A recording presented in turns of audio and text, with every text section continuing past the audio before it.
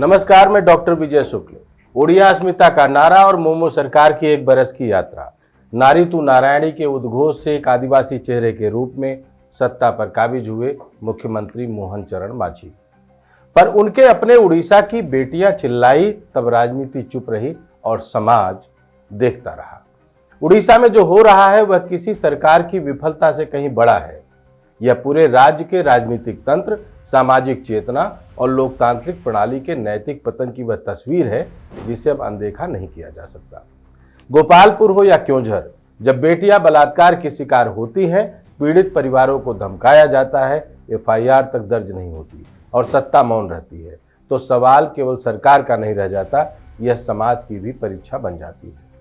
उड़ीसा की बहनों की चीखें सिर्फ दीवारों से नहीं टकराई, वे विधान भवन की दीवारों से भी टकराई, लेकिन वहां से कोई जवाब नहीं आया। बीजू जनता दल, जिसने बीते 2 दशकों से उड़ीसा की सत्ता को थाम रखा था, उस पार्टी की राजनीतिक विरासत में अब संवेदनशीलता की जगह सत्ता की जड़ता बैठ गई है।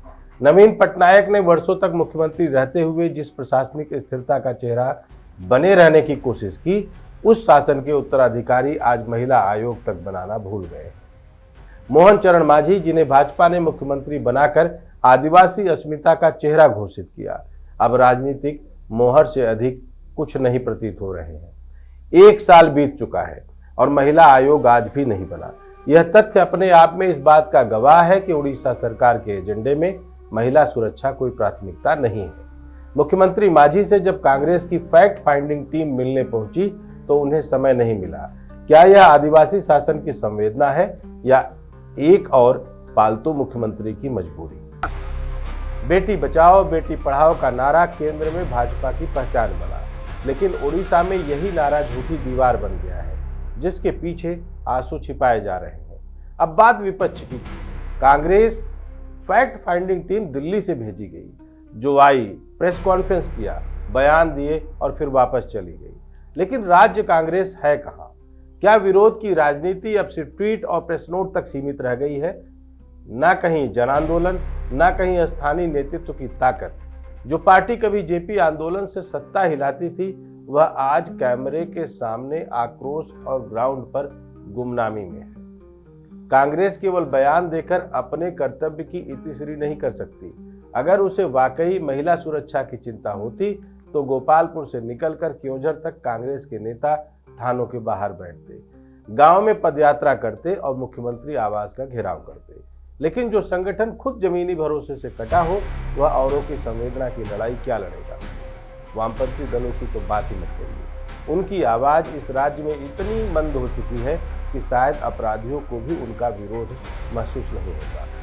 बीजेडी, बीजेपी और कांग्रेस तीनों दल आज उड़ीसा की बेटियों के सामने असहाय नहीं बल्कि असंवेदनशील खड़े हैं। और सिर्फ राजनीति नहीं, समाज की भी जिम्मेदारी बनती है।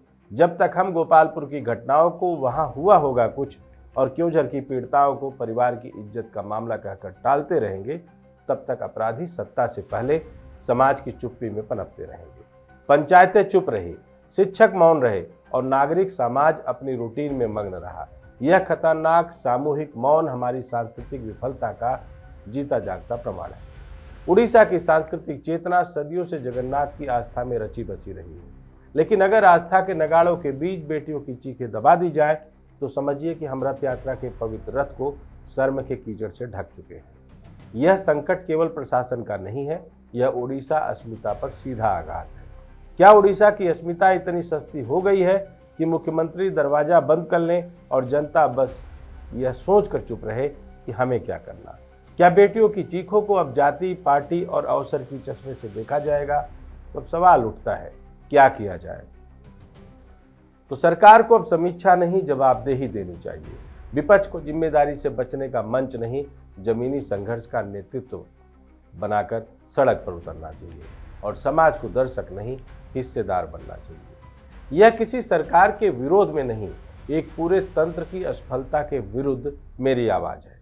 यह न कांग्रेस समर्थक है न भाजपा विरोधी, यह सिर्फ बेटियों की ओर से लिखा गया सवाल है जिसका जवाब अब हम सबको देना होगा। क्योंकि जब भी उड़ीसा की जनता नहीं जागी तो अगली घटना कहीं और होगी और अगला नाम फिर एक और बच्ची का होगा जिसका फोटो अखबार में छपेगा लेकिन इंसाफ नहीं मिलेगा।